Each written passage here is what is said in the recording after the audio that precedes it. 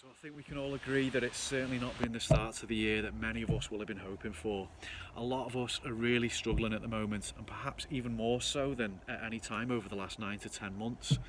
The impact of COVID and the ongoing lockdown restrictions is really taking its toll on our mental health and well-being.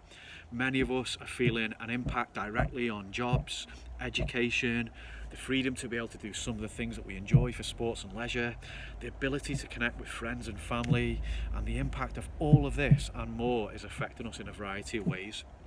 Also, some of us might be suffering from other health impacts of the virus, both in the short and longer term, and worst of all, dealing with loss and bereavement. And all of this is difficult enough in itself. And what is making this current time and the last couple of weeks more difficult for a lot of people, I think, is the feeling that this has felt like a backward step. Perhaps even almost like we're back to square one again in terms of COVID. And to feel this way is totally valid. It makes sense to feel the way that you feel, however you feel.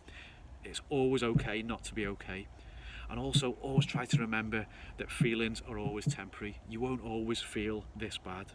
Sooner or later, and hopefully sooner, things will be a little bit better at least. And if we can take one positive out of this situation as we live through another strict lockdown and a period of a rising number of people infected with COVID, then it is that at least this time we can be a little more prepared for what the impact might be on our mental health and well-being.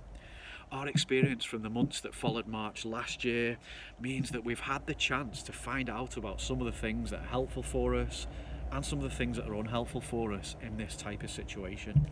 A chance to learn about things that we need to do to support ourselves and others in these strange and uncomfortable and generally awful times.